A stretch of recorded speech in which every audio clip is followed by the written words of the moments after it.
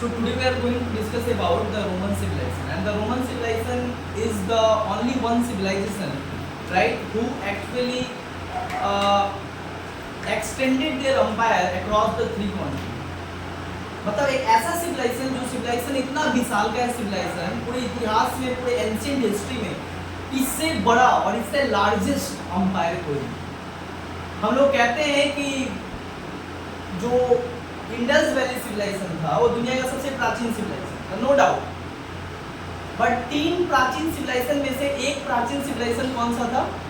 वो तुम्हारा Roman civilisation भी। और रोमन सिविलाइजेशन अपना किस लिए जाना जाता है? रोमन सिविलाइजेशन जाना जाता है अपने रिच आर्किटेक्चर, कल्चर, आर्ट और अपने एम्पायर और अपने आर्मी के लिए जाना जाता है, एडमिनिस्ट्रेशन के लिए जाना जाता है।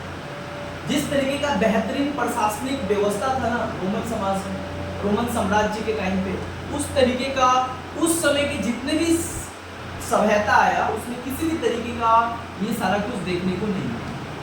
हम क्यों कह रहे हैं कि रोमन सिविलाइजेशन इतना खास है और रोमन सिविलाइजेशन से हमें बहुत कुछ सीखने की भी जरूरत है। सबसे पहले बात आता है कि रोमन सिविलाइजेशन है। देखो, रोमन सिविलाइजेशन हड़प्पा सिविलाइजेशन के जैसा ही एक सभ्यता हुआ।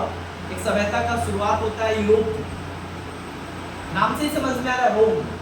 Roman civilization is actually started from the Europe. Europe में क्या होता है कि इसका शुरुआत होता है और यूरोप महादेश में इसका शुरुआत होता है, लेकिन शुरुआत तो यूरोप में होता है, लेकिन इसका जो साम्राज्य था और साम्राज्य के अंदर जितना जो टेरिटरी था वो लगभग जो है केवल एक ही यूरोप महादेश तक फैला नहीं था, बल्कि 3 महादेश तक जो है इसका साम्राज्य फैला हुआ था।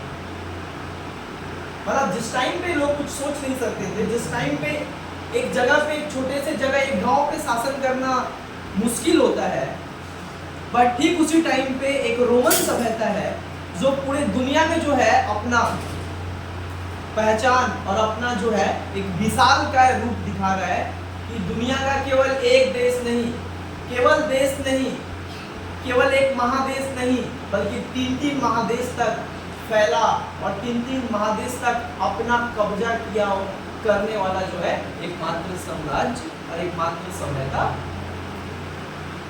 रोमन सिविलाइजेशन को कहा जाता है। Roman civilization was an urban civilization। Roman civilization को क्या कहा जाता है?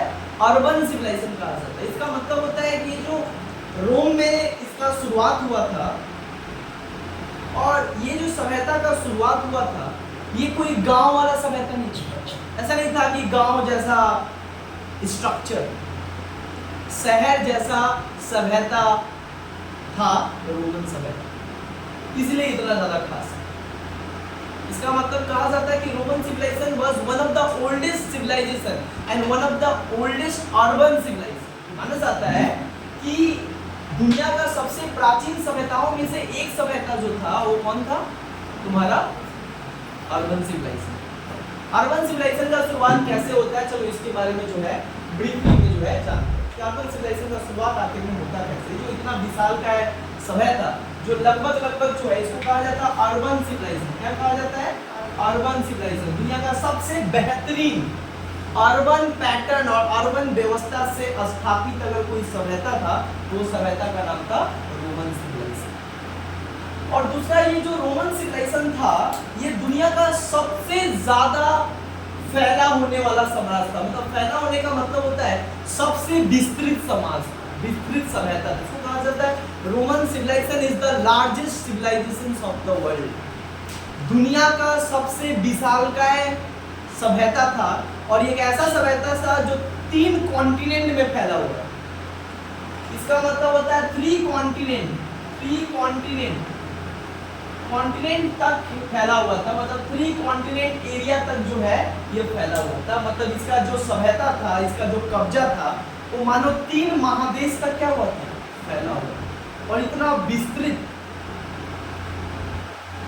सभ्यता को बेसिकली राजा के द्वारा चलाया जाता था। कैसे चलाया जाता था इसको हम लोग जो है समझते हैं। रोमन सिविलाइजेशन, रोमन का मतलब क्या होता है? रोम। रोमन मतलब रोम। आज जाना जाता है। आज भी आधुनिक समय में आज भी रोम को, जिसको आज रोम को कहा जाता है इटली, आज रोम को क्या कहा जाता है? इटली। और दुनिया का इटली सबसे खूबसूरत शहरों में से एक शहर है। लेकिन इस इटली का नींव और इस रोम का नींव रखा गया प्राचीन समय। और ये भी एक इतिहास है कि छोटा छोटा गांव था, कुछ बहुत सारे समुदायों का एक गांव था, और वो गांव जो है एक शहर के रूप में जो है तब्दील हुआ दो भाइयों के द्वारा। दो भाई थे जिन्होंने इस रोम शहर को बनाया। दो भाई थे जिन्होंने इस रोम शहर का नींव रखा और रोम शहर को रोम शहर बनाया और सपनों का शहर बनाया। उस दो भाई का नाम था, एक का नाम था रेमस, जिसने बनाया, एक भाई का नाम था रेमस और एक का नाम था रोमुलस। एक का नाम था रेमस, एक का नाम था रोमुलस। दोनों ही भाई थे और ये दोनों ही ने मिलकर जो है ये रोम शहर का नींव रखा। जबकि रोम शहर के पहले यहाँ पे क्या था? गांव था। उस गांव को तब्दील कर दिया इन लोगों ने शहर में, और उस शहर को बनाने के बाद जो है इन्होंने सपना देखा कि पूरे दुनिया पे जो है ये सभ्यता का क्या करेंगे? विस्तार करेंगे। इसका गूंज पूरे दुनिया में सुनाई देना चाहिए, रोम सभ्यता। और रोम शहर का जो है बेसिकली क्या होता है? शुरुआत यहीं से होता है जहाँ पे दो भाई रेमस और रोमुलस, जिन्होंने सबसे पहले इसको स्थापित। और स्थापित कब किया? 753 बीसी। कब? 753 बीसी में। डेट काफी इंपॉर्टेंट है एग्जाम के लिए। 753 बीसी है ना। 753 बीसी में क्या होता है? रोम शहर का निर्माण और रोम शहर का नींव जो है दो भाइयों ने मिलकर रखा। और माना जाता है कि दो भाइयों ने मिलकर क्यों रखता है? क्योंकि ये अपने चाचा के साथ लड़ाई कर रहे हैं, और चाचा के साथ जब लड़ाई कर रहे थे तो अचानक क्या होता है कि दोनों जो है एक नदी में जो है गिर गए। चाचा भी गिर गया और ये लोग भी गिर गया, भतीजा लोग भी गिर गया। और जब ये लोग भी गिर गया वहां पे, तो उस समय एक सी वुल्फ आया। सी वुल्फ मतलब समझते हो? सी वुल्फ एक लोमड़ी जैसा दिखने वाला एक जानवर है, वाइल्ड एनिमल है। सी वुल्फ मतलब वो लड़की एनिमल है। और जब ये लोग डूब गए थे दोनों भाई, तो वही जो एनिमल है जिसको सी वुल्फ नाम दिया गया, वो आकर क्या करती है? दोनों को इस नदी से क्या करती है? निकालती है। और उनके और जो बचाया इन लोग, मतलब जो लोमड़ी आकर जो है इसको, इन दोनों भाइयों को निकालती है पानी में से, और इन लोग का जान बचता है। और यही जो जान बचाया, इसी के लिए जो है इस सी वुल्फ के नाम पे, इस सी वुल्फ के लिए कि अगर तुमने मेरा जान बचाया तो मेरा भी कर्तव्य होता है तुम्हारे लिए। और उसके लिए उस गांव को शहर बना दिया, और वो शहर आया रोम। और रोम जो शहर है उसकी स्थापना एक नदी के पास हुआ, जिस नदी का नाम है टाइबर रिवर। बहुत बार क्वेश्चन आता है कि कौन सा नदी को केंद्र करके रोमन साम्राज्य स्थापित हुआ? तो रोमन साम्राज्य की स्थापना और रोम शहर की स्थापना एक नदी को केंद्र करके हुआ, जिस नदी को हम लोग कहते हैं टाइबर। और यहीं से जो ये साम्राज्य शुरू होता है, ये साम्राज्य बनता है दुनिया का सबसे विस्तृत और सबसे लार्जेस्ट अंपायर के रूप में जो है वो बनकर सामने। और माना जाता है कि रोम शहर की स्थापना जो है जिस टाइम पे हुआ, उस टाइम आयरन एज चल रहा था। आयरन एज मतलब लोह युग, जिस समय जो है लोहा का खोज हुआ। मतलब during the iron age the city of Rome was established by these two brothers। इन दोनों भाइयों ने जो है आयरन युग में जो मतलब आयरन एज में ही जो है या नो युग में ही जो है इन लोगों ने इस शहर की स्थापना की टाइबर नदी के किनारे। और ये जो टाइबर नदी के किनारे इन लोगों ने शहर बनाया, गांव को तब्दील कर दिया शहर में, उसको मतलब ट्रिब्यूट देने के लिए। किसको ट्रिब्यूट देने के लिए? जो उनको बचाया, एक वाइल्ड एनिमल, मतलब सी वाइल्ड एनिमल। और इस तरीके से क्या होता है, ये रोमन साम्राज्य की स्थापना होती है। सबसे पहले बताते हैं कि ये 3 कॉन्टिनेंट तक फैला हुआ था। कौन कौन सा कॉन्टिनेंट तक फैला हुआ था ये रोमन साम्राज्य? ये तो बेसिकली रोम कहाँ है? यूरोप में। रोम कहाँ है? यूरोप महादेश में। तो जब ये यूरोप से निकला, एक छोटे से जगह से निकला, ये देखते देखते देखते देखते कुछ समय में पूरा यूरोप पे कब्जा हो गया रोमन साम्राज्य। बट ये लोग यहाँ तक भी नहीं रुका, ये रोम साम्राज्य से और आगे साम्राज्य को बढ़ाना चाहते हैं और धीरे धीरे धीरे धीरे मेडिटेरियन सी को पार करके, मेडिटेरियन सी को पार करने के बाद ही आपका एंटर होता है अफ्रीका कॉन्टिनेंट में। कहाँ? अफ्रीका। और इन लोगों ने अफ्रीका कॉन्टिनेंट तक, मतलब सहारा डेजर्ट तक जो है ये अपने साम्राज्य को क्या किए? फैला है और साम्राज्य को कब्जा किया। मेडिटेरियन सी को पार कर, उतना ही नहीं, अफ्रीका को पार करने के बाद इन लोगों ने एशिया को भी नहीं छोड़ा। एशिया जिसे यहाँ पे हम लोग, एशिया के ऊपर भी इनका कब्जा कहां तक हो गया था? Iran, Syria. कुछ कुछ तो इतिहासकार ये भी कहते हैं कि इनका पूरा middle east, Israel, Syria, Iran, जितना आज तुम देख रहे हो, ये उस समय किसके कब्जा में था? Roman civilization. मतलब जो एक सिविलाइजेशन एक छोटे से शहर से निकला और उसने पूरे दुनिया के 3 सबसे बड़े महादेश को क्या किया? कब्जा कर लिया और अपने मुट्ठी में कर लिया।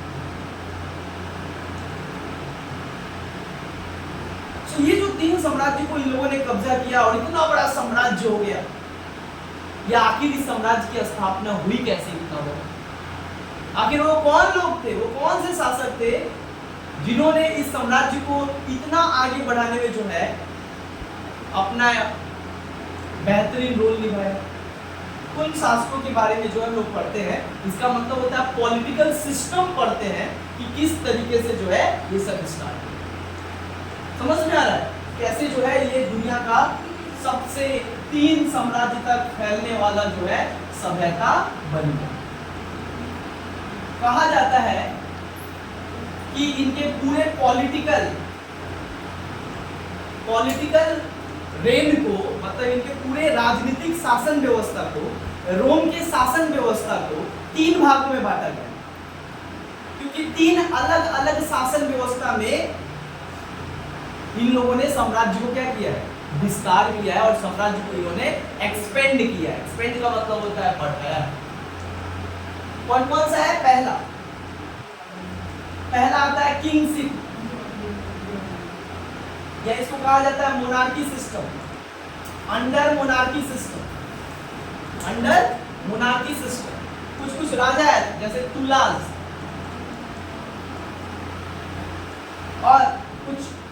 और किंगशिप के बाद जो है दूसरा जो राजनीतिक व्यवस्था में इन लोगों ने साम्राज्य को फैलाया, उस व्यवस्था का नाम है रिपब्लिक।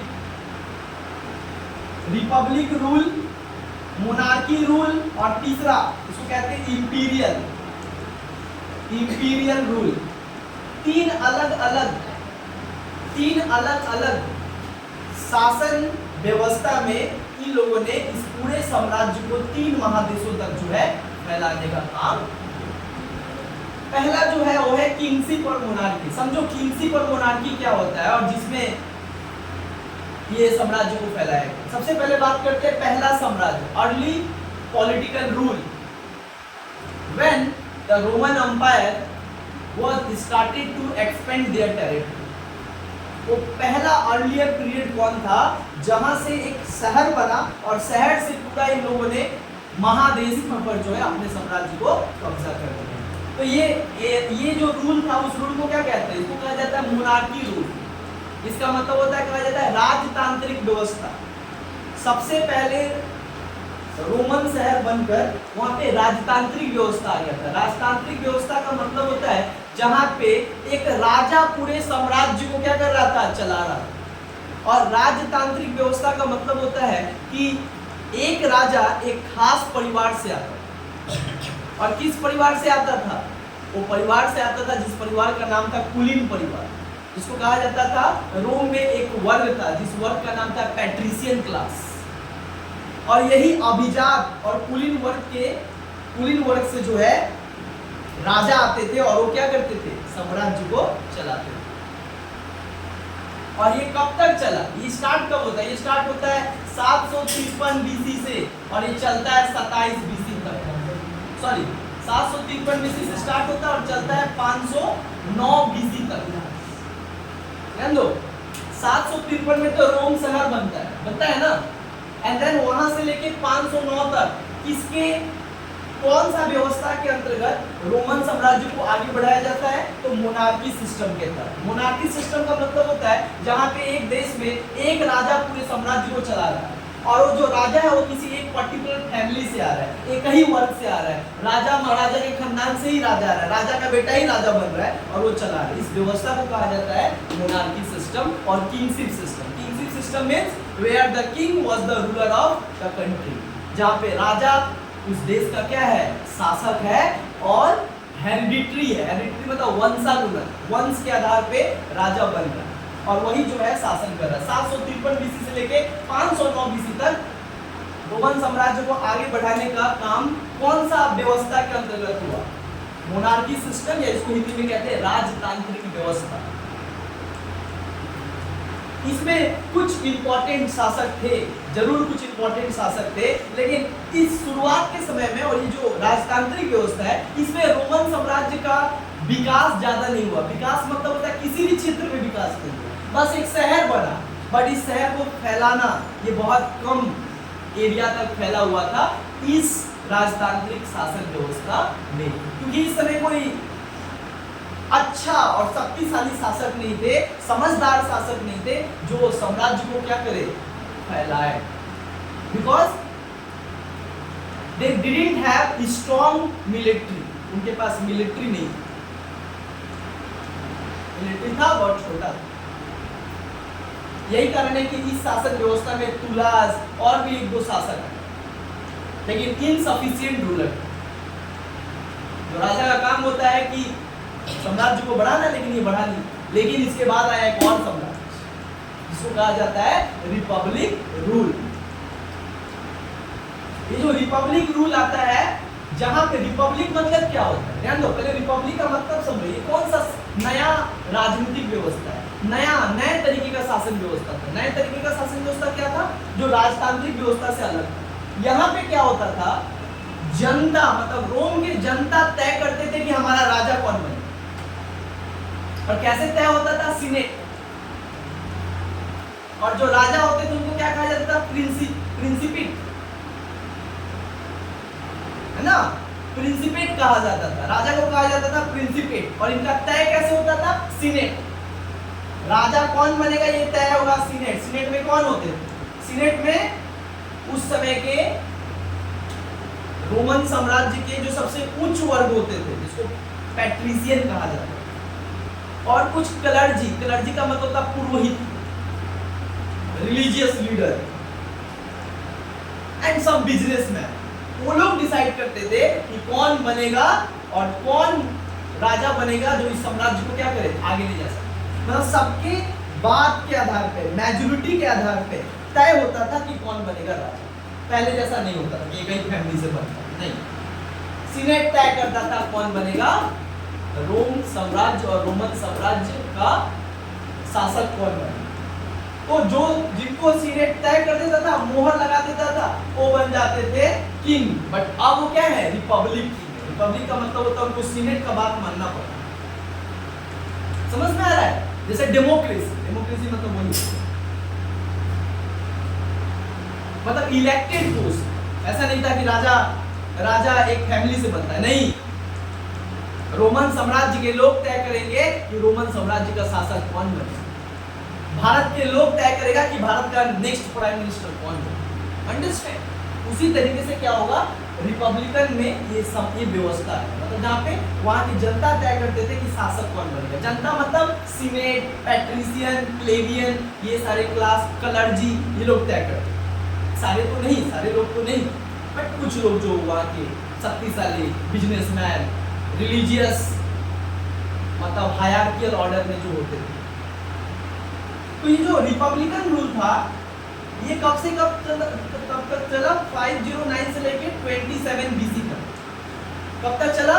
509 बीसी से लेके 27 बीसी तक, मतलब 509 ईसा पूर्व से लेके 27 ईसा पूर्व तक जो है ये चलने वाला क्या है? शासन व्यवस्था है। मतलब ये जो गणतांत्रिक व्यवस्था है, इस गणतांत्रिक व्यवस्था के आधार पे करीबन 500 वर्षों तक जो है रोमन साम्राज्य को क्या किया गया? इसी व्यवस्था के जरिए चलाया गया और ये व्यवस्था काफी इफेक्टिव साबित हुई। इसमें क्या होता है? साम्राज्य का विकास होता है, साम्राज्य फैलाता है, साम्राज्य को क्या होता है? बहुत एक्सटेंड होता है, साम्राज्य आगे बढ़ता है। और इसमें सबसे खतरनाक रूलर कौन था रिपब्लिक रूल में? उस व्यक्ति का नाम था जूलियस सीजर। क्या नाम था? Julius Caesar. याद रखना, रिपब्लिक रूल मतलब ये जो गणतांत्रिक व्यवस्था था जिसके आधार पे शासन व्यवस्था चलाया जाता था, इसमें सबसे शक्तिशाली शासक कौन थे? Republic rule. मतलब सबसे खतरनाक शासक कौन थे? Julius Caesar. जूलियस सीजर, ये जो जूलियस सीजर के नाम पे ही जुलाई का महीना पड़ा है, जुलाई। ये जो जूलियस सीजर जो है ये सबसे शक्तिशाली शासक था इस टाइम, जिसने साम्राज्य को जो है इसने आगे बढ़ाया। और जब इसने साम्राज्य को आगे बढ़ाया, टेरिटरी को इतना आगे बढ़ा दिया कि एक समस्या आने लगा कि भाई इतना बड़ा साम्राज्य को तो बढ़ा दे रहे, लेकिन कंट्रोल कैसे करेंगे? कंट्रोल भी तो करना है, नियंत्रण भी तो करना है। ऐसा नहीं है कि हम बढ़ा रहे और जैसे सब दूसरा अटैक करके क्या कर रहा है? कब्जा कर रहा है। सबसे बड़ा बात होता है मेंटेन करना, है ना? तो यहाँ पे जो है वही बात कहा गया कि इंपीरियल मतलब जूलियस सीजर जो है इसका काबिलियत यहाँ पे बहुत अच्छा है। उसके बाद रिपब्लिकन रूल कुछ दिन तक चला, देन उसके बाद चला इंपीरियल रूल। इंपीरियल रूल कब से कब तक चला? 27 बीसी से लेके 476 एडी तक। मतलब after the birth of Jesus Christ, ईसा मसीह का जब जन्म होता है उसके बाद के काल को कहा जाता है इंपीरियल रूल। इंपीरियल रूल का मतलब होता है साम्राज्यवादी शासन। साम्राज्यवादी शासन में जो है एक बहुत खतरनाक शासक आया इस समय में, जिसने साम्राज्य को 3 महादेशों तक फैलाया और उस शासक का नाम था ऑगस्टस सीजर। क्या नाम था? Augustus Caesar. और इसी के नाम पे अगस्त पर ऑगस्टस सीजर रोमन साम्राज्य का सबसे शक्तिशाली और सबसे नाम करने वाला शासक अगर कोई है पूरे रोमन साम्राज्य में, उस शासक का नाम है ऑगस्टस सीजर। यही वो ऑगस्टस सीजर है जिसने साम्राज्य को 3 कॉन्टिनेंट तक क्या किया? फैलाया। और उसके बाद क्या किया? इतना दूर तक फैला दिया ना कि अब ऑगस्टस सीजर के लिए पॉसिबल नहीं था कि क्या करे, कैसे साम्राज्य। लेकिन ऑगस्टस सीजर जानता था, समझता था और इसने क्या किया? एक बहुत स्टैंडिंग आर्मी को खड़ा किया। इसने स्टैंडिंग आर्मी बनाया। क्या बनाया? Standing army. स्टैंडिंग आर्मी मतलब परमानेंट आर्मी।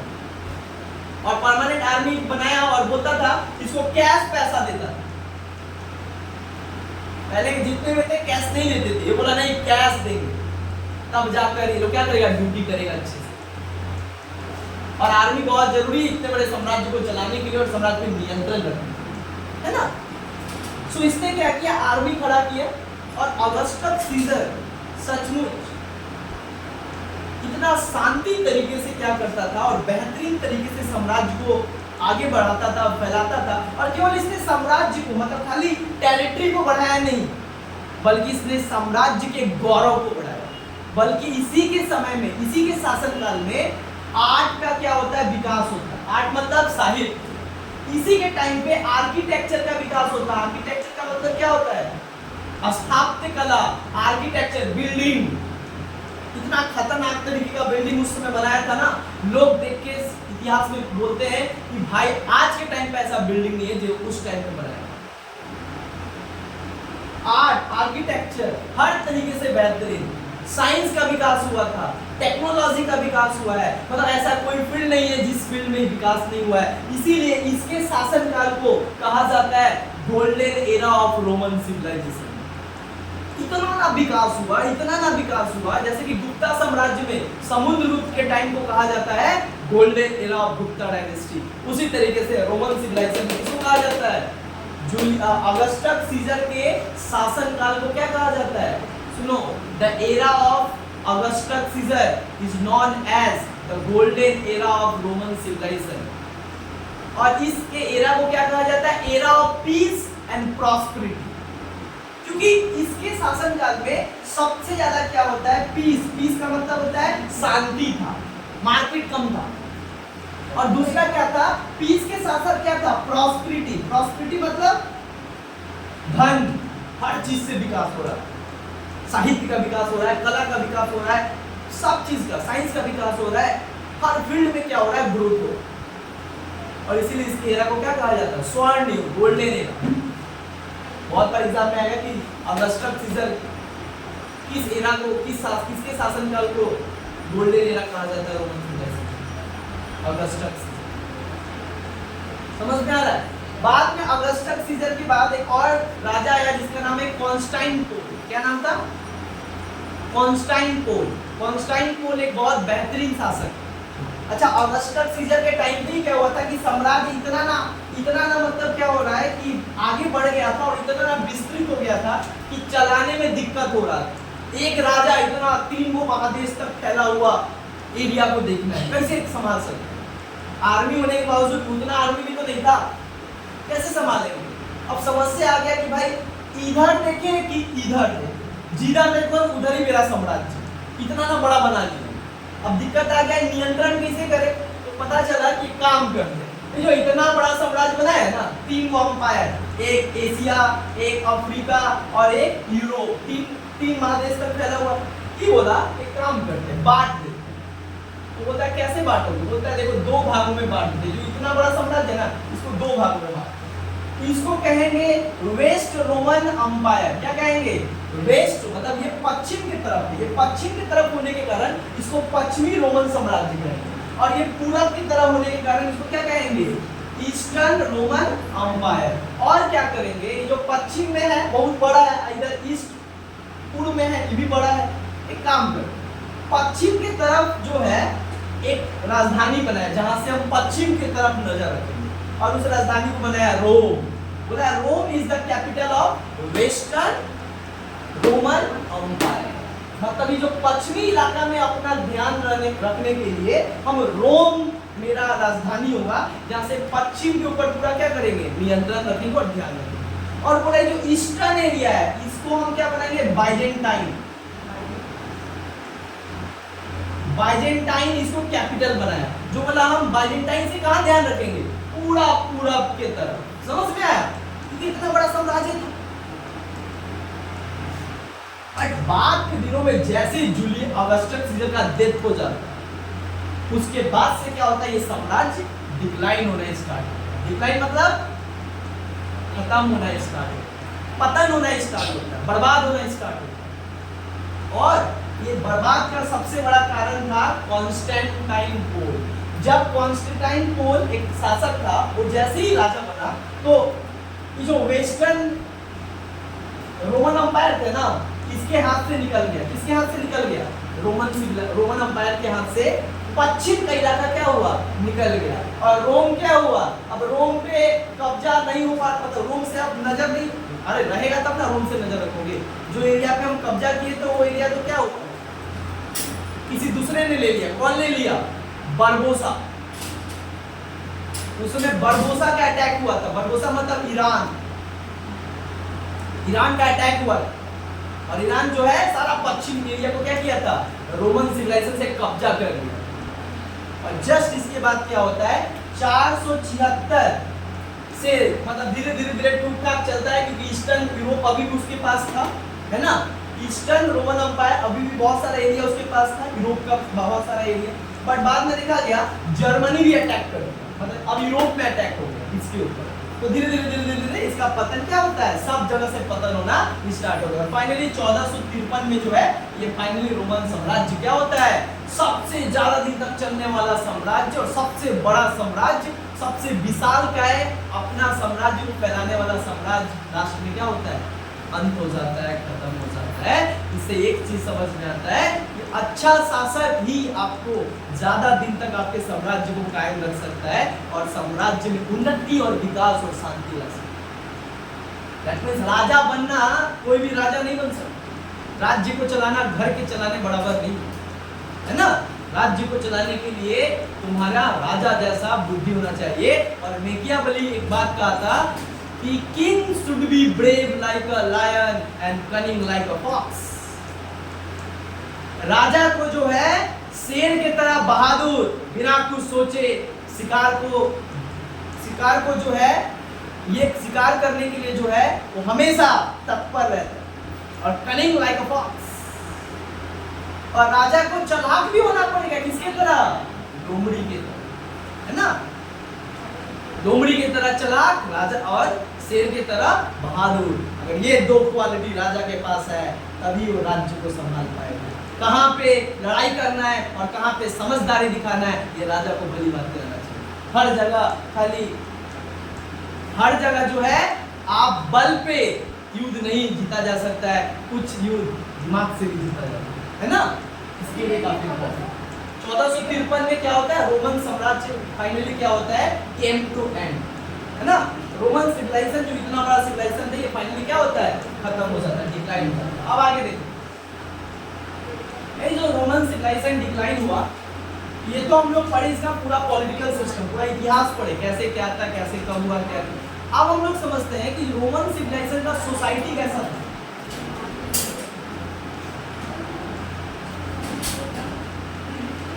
देखो सामाजिक जीवन कैसा था, सोशल लाइफ कैसा था, समाज कैसा था रोमन साम्राज्य का। देखो रोमन साम्राज्य जो है ना, बेसिकली क्या था, society was divided into 3 class. समाज जो था, रोमन साम्राज्य जो था, और रोमन समाज का जो समाज था वो 3 भागों में बटा हुआ था। पहला था पैट्रिशियन, कौन था, पैट्रिशियन। दूसरा कौन था, प्लेबियंस, कौन था, प्लेबियंस। और तीसरा कौन था, स्लेव्स। पहला जो थे पैट्रिशियन, पैट्रिशियन का मतलब कौन है, पैट्रिशियन का मतलब होता है रूलिंग, इसको कहते थे कुलीन फैमिली, कुलीन क्लास। कुलीन क्लास का मतलब क्या होता है, पैट्रिशियन का मतलब होता है यूरोप के सबसे ऊंचे घराने के जो लोग हैं वो लोग रहते, और उनको कहा जाता था patrician. Patricians means the royal family of Rome. जो रोम के सबसे रॉयल फैमिली से, हमारे देश में ब्राह्मण है ना, ब्राह्मण को सबसे ब्राह्मण कहा जाता है क्योंकि वो क्या है, समाज के सबसे उच्च वर्ग कहलाते हैं। तो उसी तरीके से रोमन समाज में सबसे उच्च वर्ग कौन है, पैट्रिशियन। पैट्रिशियन मतलब कुलीन वर्ग, समझ में आ रहा है। पैट्रिशियन मतलब कुलीन वर्ग। कुलीन वर्ग का क्या काम होता है, कुलीन वर्ग को ही कहा जाता है क्लर्जी। क्या कहा जाता है, क्लर्जी। क्लर्जी मतलब रिलीजियस लीडर, जो यूरोप समाज में जो है क्रिश्चियनिटी को क्या करते थे, फैलाते थे। मतलब those who are the followers of Christianity, जो क्रिश्चियनिटी के फॉलोअर्स थे उनको कहा जाता था क्लर्जी। समझ में आ रहा है, clergy are basically religious people. लेकिन ये जो पैट्रिशियन होते थे, जो कुलीन परिवार कहा जाता था, ये बेसिकली क्या होते थे, रूलर क्लास होते थे। रूलर मतलब समझ में आ रहा है, राजा महाराजा शासक, रूलिंग फैमिली होता था। रूलिंग मतलब शासन करने वाला, जिनका बाप, उनके पूर्वज शासन किया, राजा। जैसे हमारे किसको कंपेयर किया जाता है, क्षत्रिय, रूलिंग क्लास। और उसके बाद प्लेबियन कौन थे, समाज के कॉमन पीपल और समाज के मर्चेंट क्लास, मतलब समाज के जो आम इंसान थे और जो समाज के जो बेसिकली कारपेंटर थे, जो व्यवसाय का काम में करते थे, ट्रेड वगैरह करते थे, उनको कहा जाता था प्लेबियन। और समाज में तीसरा वर्ग कौन था, स्लेव। और स्लेव को क्या समझा जाता था, कमोडिटी। क्या समझा जाता था, कमोडिटी, या इसको समझा जाता था गुड्स। ये राजा स्लेव जो होते थे वो बेसिकली क्या होता था, ये राजा के ऊपर डिपेंड करता था कि दास को मारे काटे क्या करे। दास का कोई समाज में रोल नहीं। The slaves are not considered as human beings and part of society. They are excluded from the society. इसीलिए बोला जाता है, मेनली देखा जाए तो दो ही क्लास था, प्लेबियन और पैट्रिशियन। ये तो स्लेव थे, इनको माना ही नहीं जाता था, कुछ अधिकार ही नहीं दिया गया था समाज में। रोमन साम्राज्य समझ में आया? ये वाला समाज 3 भागों में बटा हुआ था, सोसाइटी 3 भागों में बटा हुआ था, 3 अलग अलग वर्ग में बटा हुआ था। हाँ, यहाँ पे समझ में आया। अब आता है सोशल लाइफ के बाद क्या आता है, इकोनॉमिक लाइफ। कि जो रोमन सिविलाइजेशन था वहाँ का आर्थिक जीवन कैसा था, लोग अपने जीवन को जीने के लिए, सरवाइव के लिए क्या करते थे। जैसे यहाँ पे इंसान कुछ ना कुछ करता है अपने जीवन को सरवाइव करने के लिए। तो रोमन साम्राज्य के जो लोग थे, जो रोमन सभ्यता के लोग थे, उनका क्या आर्थिक जीवन था? What were the economic sources of life, what were the major sources of life. जीवन जीने का सबसे मूल आर्थिक स्रोत क्या था? सो उनका आर्थिक स्रोत पहला चीज क्या था, एग्रीकल्चर। नदी के किनारे था ना, पता है ना, टाइबर। और टाइबर के बाद क्या होता है, एक और इनके पास नदी आता है, रेन।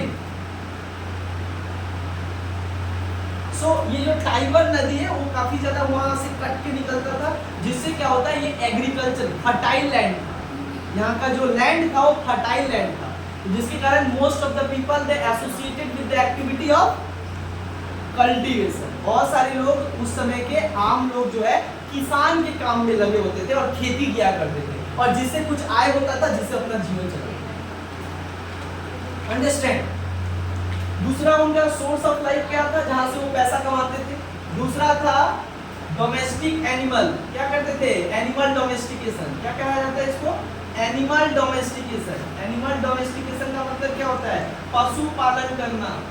पशु पालन करना, पहला कृषि और दूसरा क्या करते थे, पशु पालन। Rearing and bearing of animal, ये क्या करते थे, जानवरों का पालना पोसना। और इससे क्या होता था, उनको काफी तरीके का ये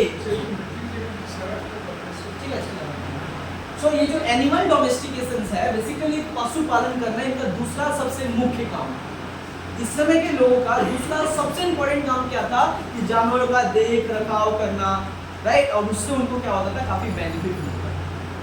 समझ में आ रहा है? तीसरा इनका सोर्स ऑफ इनकम क्या था, तीसरा इनका सोर्स ऑफ इनकम था trade. Trade and commerce. Trade and commerce का मतलब होता है ये व्यापार और व्यवसाय भी करते थे। 3 अलग अलग कॉन्टिनेंट से व्यापार और व्यवसाय करते थे, है ना। नदी के सहारे वो क्या करते थे, और समुद्र के सहारे वो व्यापार कर लिए।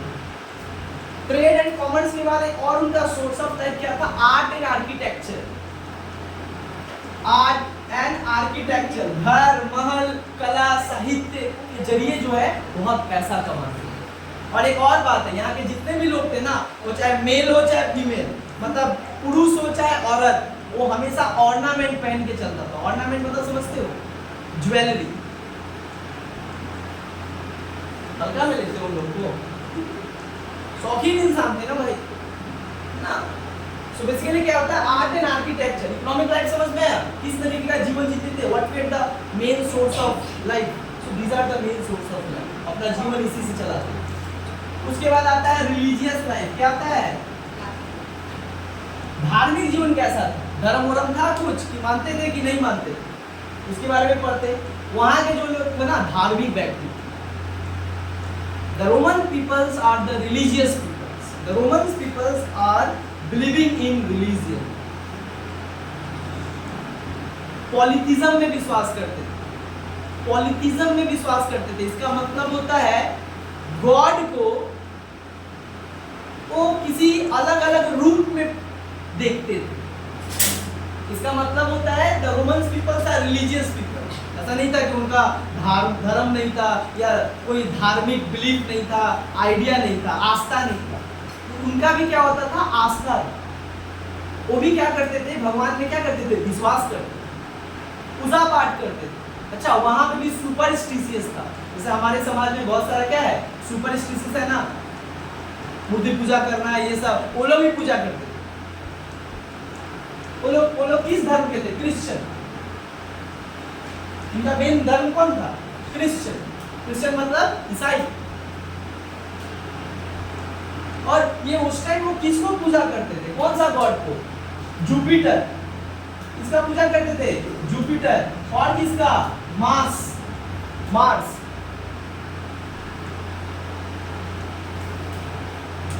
मार्स का पूजा करते थे, जुपिटर का पूजा करते थे, और इन सब का क्या करते थे? वो पूजा करते। धार्मिक उनका बिलीफ था, सुपरस्टिशियस था, बहुत सारा रिचुअल भी फॉलो करते थे। रिचुअल मतलब कोई कर्म कांड जो होता है, ये सब कुछ भी फॉलो करते थे। इसका मतलब होता है वो धार्मिक व्यक्ति भी थे। समझ में आ रहा है? धार्मिक व्यक्ति भी थे, धर्म का विश्वास करते थे, ईश्वर को पूजते भी थे, जुपिटर को पूजते थे, है ना? यहाँ पे जुपिटर मार्स को पूजते थे वो। तो इस तरीके से जो है वो पूजा पाठ भी करते। एट द एंड हम लोग यहाँ पे सब कुछ पढ़े, रोमन सिविलाइजेशन क्या था, कैसा क्या क्या नहीं था। एक बात यहाँ पे लास्ट में क्या क्लियर हुआ कि रोमन सिविलाइजेशन जो था वो दुनिया का सबसे पुराना और सबसे विस्तृत सभ्यता, इतना बड़ा साम्राज्य, इतना बड़ा सभ्यता आज तक। और रोमन साम्राज्य में सबसे बड़ा जो एक रोल था, स्लेव का एक बहुत बड़ा रोल था। किसका रोल था? स्लेव।